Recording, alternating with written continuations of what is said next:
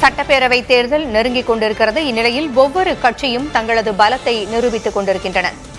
திமுக தற்பொழுது திருச்சியில் மாநில மாநாட்டை நடத்துகிறது. இது 12வது மாநில மாநாடு. திமுகவினுடைய லட்சக்கணக்கான நிர்வாகிகள் இந்த மாநாட்டில் பங்கேற்றிருக்கிறார்கள். முக்கிய பிரமுகர்கள் மற்றும் அமைச்சர்கள் மேடையில் அமர்ந்திருக்கிறார்கள்.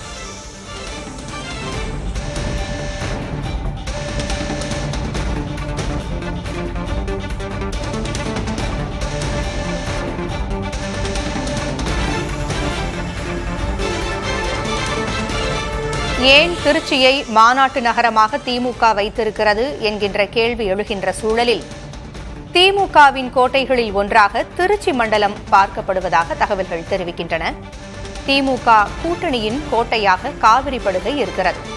2021 நடந்த தேர்தலில் காவிரி படுகை மாவட்டங்களில் 33 தொகுதிகளில் 29 தொகுதிகள் திமுக வசம் இருக்கின்றன.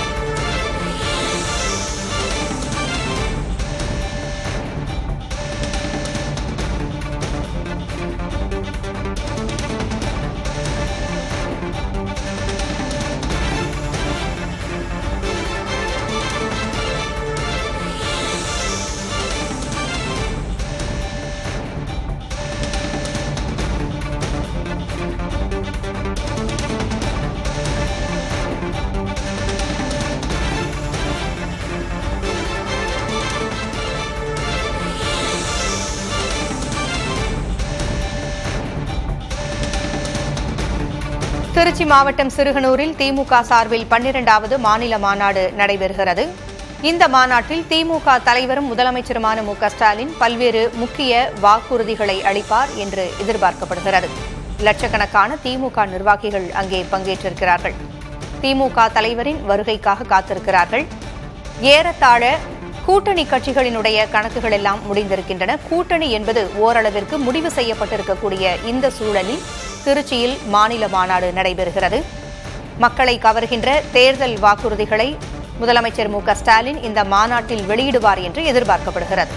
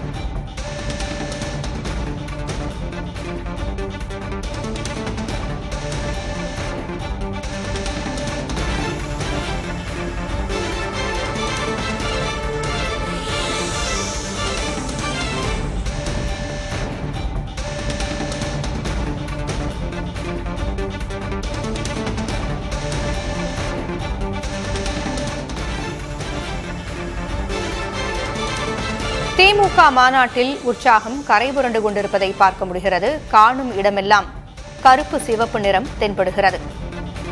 திருச்சி மாநில மாநாடு நடைபெற்றுக் கொண்டிருக்கிறது. மேடையில் அமைச்சர்களும் திமுகவினுடைய முக்கிய பிரமுகர்களும் அமர்ந்திருக்கிறார்கள்.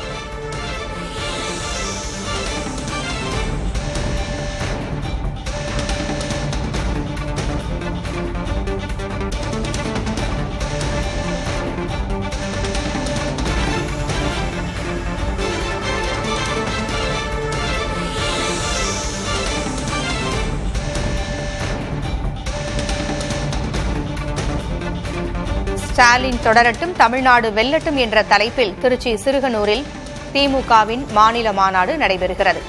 திருச்சி, தஞ்சை, திருவாரூர், நாகை, மாயவரம், புதுகை ஆகிய இடங்களிலெல்லாம் திமுக தனது ஆதிக்கத்தை செலுத்தி வருகிறது. காவிரியின் 6 மாவட்டங்கள் மற்றும் 33 தொகுதிகளுக்கும் திமுக குறிவைக்கிறதா என்ற கேள்வியும் எழுந்திருக்கிறது. ஏனெனில் 2021ஆம் ஆண்டு நடைபெற்ற சட்டமன்ற தேர்தலில் 33 தொகுதிகளில் 29 தொகுதிகளை திமுக தன்வசம் வைத்திருந்தது.